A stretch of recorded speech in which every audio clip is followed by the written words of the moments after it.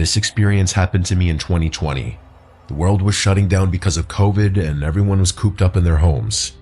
Being an avid backpacker and camper, I used COVID as an excuse to travel to different national parks and camp out in different places. One of those places was a creek in Rocky Mountain National Park, Colorado. Without giving away my identity or revealing too much personal information, let's just say something happened with my job back in 2019 that caused my reputation to kind of suffer a bit, and a good number of people despised me. I had to change apartments, get a new phone number, and eventually quit my job. The mistake I made caused a good number of people to lose a lot of money, so the shitstorm was expected. I just didn't know how far it would go. I was literally getting harassed by different random numbers for a while. Some texts were even threatening. I didn't know if they were from the same person or different people each time, but I considered the possibility that it was one person texting me from a bunch of different numbers. For a while it seemed to stop, and I was grateful that people seemed to lose interest or just move on. I wasn't working around this time. I was taking time to myself, hence another reason I was traveling around to different national parks. I drove the 3 hours to Rocky Mountain National Park, parked my truck, and started my hike up the trail to the creek. There was nobody else there. I'm sure that was because this was right when the lockdown started and people were taking it very seriously and not leaving their houses. That, and it was also still the winter time. There was a thin sheet of snow on the ground, hard enough that it made that loud crunching sound with every footstep. After a little while, I made it to the creek, and it wasn't frozen. It was still flowing. It was incredibly peaceful, and this was a detox I needed from the stresses of my life at the time. I found a place a little ways off the path to set up camp. After the tent was set up, I chopped up some wood, started a fire, and cooked some sausages on the stove. Then I started reading my book by the fire. After finishing a few chapters, it was getting dark out. Thank God for headlamps. I rolled a J and started smoking it. After a few hits, I felt my phone start going off.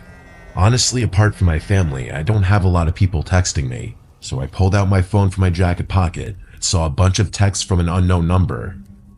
My heart skipped a beat when I realized it was happening again. The texts were from a number with a 203 area code, which I looked up to be Connecticut. Whoever it was texted me saying, "How's your camping going, buddy?" The second text said, "It's beautiful out here." The third text said, "I see why you came up here." My default reaction was to respond, "Who is this?" If they simply left it at "How's the camping going?" I would have assumed it was a family member, but they were sending messages as if they were here with me. The weed had already entered my system and I was definitely high. This did not help my anxiety one bit. I felt extremely paranoid and started looking around me, standing up and doing a complete 360, looking in every direction out to the increasingly darkening woods. Went to get my P365 handgun from my bag just to make me feel safer. Usually I'd put a fire out before calling it a night, but as paranoid as I was feeling now, the thought of being in total darkness freaked me out. I went into the tent and crawled onto my sleeping bag. I stared at my phone, at the texts, waiting for a response which didn't come. Minutes dragged on, and I just wanted the weed to wear off, honestly. I still had my headlamp on, so I tried to continue where I left off in my book, but between being high and my mind being stuck on those texts, I was kidding myself thinking I could read. I decided to just watch YouTube videos on my phone to pass the time. I didn't feel comfortable going to sleep just yet. I was watching some murder documentary on YouTube. I know, a pretty interesting choice considering the setting, and when I least expected it, I got another text. A response to my question before. They responded, "Doesn't matter anymore." My heart started racing all over again. I replied back, "How did you know I'm camping?" But once again, no response after this. The anxiety of this situation was weighing heavier and heavier on me. Was this a prank by a friend or family member? Or was this one of those people harassing me again? But if it was the latter, how would they know I'm camping? That's the really uncomfortable part.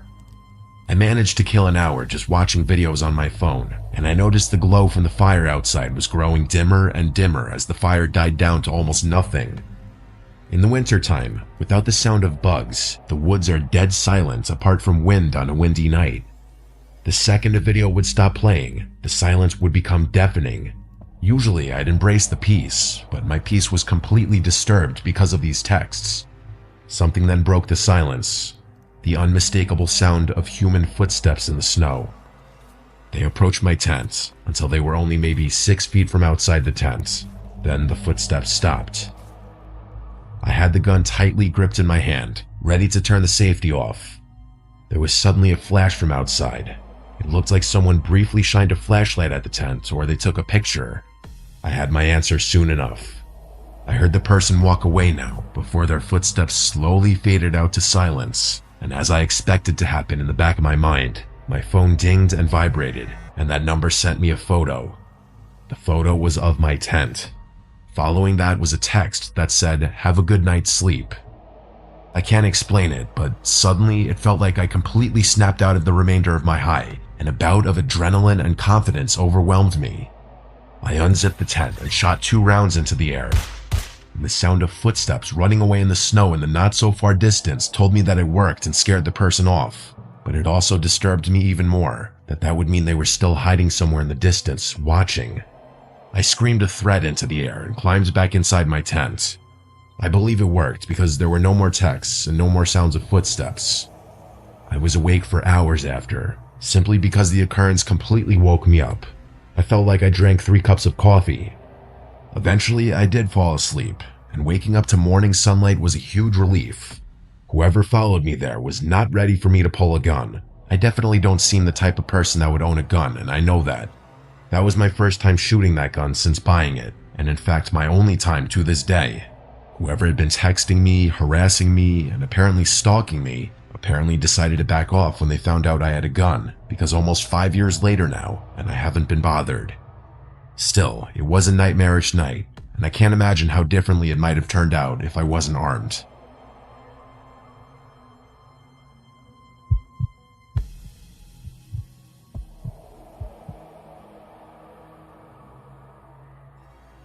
During my childhood, every year my family would have a tradition where we'd all go up to northern Michigan for a weekend in October. Our Uncle Jim used to own a 4-acre property up there. The house on the property could fit a lot of people, 5 bedrooms and 3 bathrooms. 2 bedrooms were set up for my cousins and my siblings, so my brother and sister in one room and our 4 cousins in another room. The other rooms were for all of our parents. My Uncle Jim has always been a big hunter and fisherman. He'd go on camping trips specifically for hunting all around the country. My dad has gone camping with him a few times, even though he's an animal lover and would never harm a fly. Part of the 4 acres that my uncle owned was a big chunk of forest. He marked a line of trees with red paint to mark the property line. Beyond that was just forest owned by the county, I don't know. The nearest house in that direction was probably miles away. Me, my brother Adam, and my cousins Jake and Joe all came up with an idea at lunch when our dads were talking about hunting. We wanted to go camping in the woods that night. Our dads were on board with it. They were definitely already kind of drunk, so more likely to say yes to stuff. Our moms weren't as on board, but they didn't directly say no. So my dad and Uncle Jim took the 4 of us into the woods with a tent. My girl cousins and sister were not involved in this. It was just us boys. They led us into the woods, and when Joey, the youngest of us, started complaining that it's too far, they started laughing. That's how our dads are when they're together, especially when they drink. They loved messing with us as kids. Speaking of ages, I'm oldest. At the time, I was around 13. Adam and Jake were around 10, and Joe was around 9. We went beyond the property line as there was this small clearing in the woods with a bunch of soft green, mossy-looking stuff that my uncle referred to as deer beds, I'm pretty sure. He said it was perfect for a campsite and that he's used it before. My dad and Uncle Jim kind of gave us a half-drunk lesson on setting up a tent. They made us help out so that it wasn't just them doing all of the work. It was a really big tent, big enough for 4 people, especially kids. Once it was set up, we put our sleeping bags inside. We did this during the day because obviously it was infinitely easier than doing it at night. After all of that, we went back to the house and played games outside until dinner time. At dinner, our moms again expressed that they weren't fans of this idea, that we were too young to be out in the woods alone. Our dads insisted that we'd be fine, and I remember my dad making a joke that we'd be close enough for them to hear our screams if something were to go wrong. It wasn't until later on that our dads led us back into the woods to the tent. We all had flashlights and extra blankets since it was cold at night. I also brought a deck of Uno cards for us to play. When we all got situated in the tent, my dad and Uncle Jim left back to the house. We were suddenly alone in the woods. Honestly, we weren't as close to the house as you think. We were deep enough into the woods where you couldn't see any light from the house. We started playing Uno for a while. I'd say half an hour at least. Playing Uno is actually a really good time killer. It passes the time really well. The tent was lit up by our flashlights arranged in a circle. All was fun and swell, until we heard a scream in the distance. It sounded like a girl's scream. We all went silent and looked at one another with the same faces. I then remembered that Fox's screams sound like the scream of a woman, so I told everyone that. I saw how freaked out Joe was especially, but my statement calmed everyone down. We continued to play Uno. I actually won like every single round. At that point, no one had mentioned the scream again. It was most likely out of all of our minds. But it happened again, and much louder and closer this time. This time, it sounded a lot more human. We all went silent again. This time, even I was freaked out. Joe looked like he was going to cry. I told everyone to turn their flashlights off. We crawled to our respective sleeping bags and sat in the darkness. None of us had the courage to run out into the woods back to the house. It's that fear of running and being chased, and just catching the attention of whatever was out there with the sound of our footsteps. Somehow hiding inside of a cloth tent felt like the safer option, so we waited and waited in silence. We still whispered amongst each other, wondering if it could still be a fox. I was truthful and said, I don't know, hopefully. I don't know who heard it first, but we all sprung up and looked at one another again when we heard very fast footsteps crunching the leaves approaching the tent. Then they stopped, and there was an ear-piercing, gut-wrenching scream that sounded like a girl or woman's scream.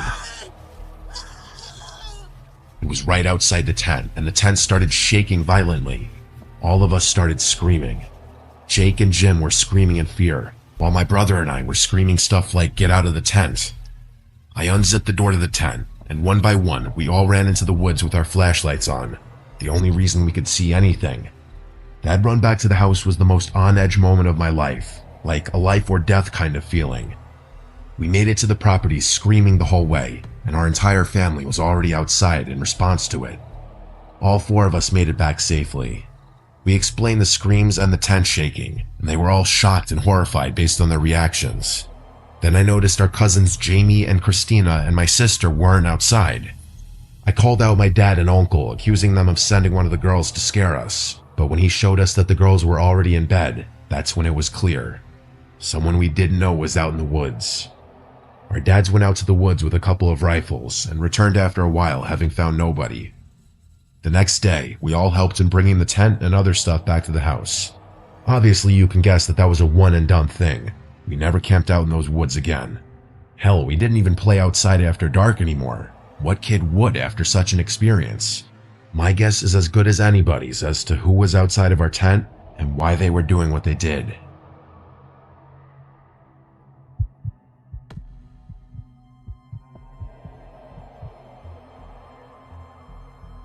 What I'm about to tell you still leaves me to question what is real and what's not. This happened to my dad and I, and even now, 2 years later, I get chills just thinking about it. I know how it sounds. If I were you, I wouldn't believe it either, but I swear to you, every word is true. 2 years ago, my dad and I traveled to go camping at a spot out in the deep country. We enjoyed doing this as it was often a very nice time to get away from real life. This place in particular was a nice spot. Hiking trails, zip lines, a bit touristy, but it has deep history. Native American lands, you know? First night there, it was perfect. Families at other campsites, campfires everywhere, kids laughing, the kind of peaceful night you go camping for. We cooked hot dogs, roasted marshmallows, cracked open a few beers, and made small talk with the people around us. A typical peaceful first night, but the second night is when things started to change. The staff told us we were the only ones in the park. Nobody else booked a site at first. We were psyched. A whole campground to ourselves. It sounded peaceful. We spent the day hiking, fishing, taking it slow. At one point, we listened to a scary podcast while sitting by the river because, you know, why not lean into the spooky atmosphere? We thought we were being funny. By the time the sun started setting, we were feeling good, a little buzzed from the beers, tired in that satisfying way after a long day outdoors. We decided to head to the park's information center to charge our phones and grab some snacks before it got too dark.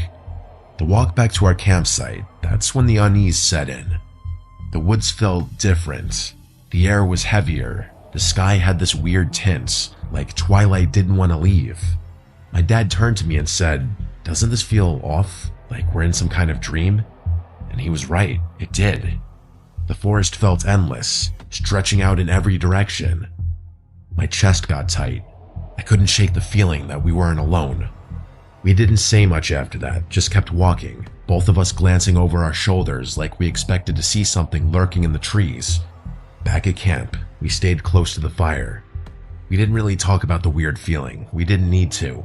It was like we both silently agreed to keep things normal, pretending nothing was wrong. We roasted marshmallows, played music, even smoked some weed to try and distract ourselves. Not the typical father-son moment you would expect, but by the time the sun dipped below the trees, we could no longer see what was in front of us, except for the fire. That's when the uneasy feeling had grown into something worse. As we sat by the campfire and roasted some s'mores, I want to say at about 9 o'clock, we heard a noise. It was a bang, as if a tree fell. It came out of nowhere, loud and close. It echoed through the woods from the direction of the river, maybe 100 yards away. We grabbed our flashlights and pointed them toward the sound, but there was nothing. No movement, no glowing eyes, nothing. Bigfoot, we joked, nervous laughs slipping out, but neither of us believed it. A few minutes passed, then it came again, louder this time, farther off but the same sound, same weight. We shined our lights again, but the forest swallowed our flashlights, allowing us to see only the trees surrounding our tent. And then the third bang, closer. That's when the fear hit. Whatever it was moving toward us, like it was circling the campsite. Then, not even before we were able to collect our thoughts, the fourth bang happens. About 20 yards away, maybe less. That's when the real fear and adrenaline set in. Whatever high I had going from the weed was now long gone. My dad turned to me with his eyes wide. I saw the fear in his face. We agreed to get in the tent. We quickly scrambled and threw the last of the firewood onto the fire, hoping the flames would scare off whatever was out there. Then we scrambled into the tent, leaving everything else behind. I ran inside of the tent and quickly dropped to the ground, lying flat. My dad, moving a little slower, following right behind me. As he was about to get into the tent is when the loudest bang happened. So close it felt like the ground shook. My dad froze, staring out into the dark. Said his name, grabbing his attention as he stared in shock, then quickly jumping into the tent. He muttered, "It's standing there." "What's standing there?" I asked. "I don't know," he said, his voice trembling. It was like a wall of darkness. He sat by the zipper as I buried myself under my sleeping bag, trying to move as quietly as I could. He sat there clutching the only weapon we had, a small knife. Useless really, but it was all we had. Then came this vibration noise that is still hard to explain to this day. It started low like a hum, but it wasn't just sound. It filled the air. It was a feeling inside of us, making our chest tight. I've never felt anything like it. My dad whispered, "You hear that?" I couldn't answer. I just nodded, too scared to make a sound, with the feeling as if we were being hunted. This went on for about 5 minutes as we sat in silence. And then, this other sound. It wasn't an animal, and it wasn't human. It was this guttural, alien-like noise, as I like to put it. It honestly sounded like the Demogorgon from Stranger Things. Nothing I have ever heard before. We stayed frozen in that tent, too scared to breathe, too scared to move. I had this small mesh window right by where I was laying, but I refused to look outside of it with the fear of being seen, just sitting there trying to control my breathing as my dad still sat there with the knife. And that's when the weirdest thing happened. In the middle of all of the chaos, we just blacked out. Neither of us remembered trying to fall asleep.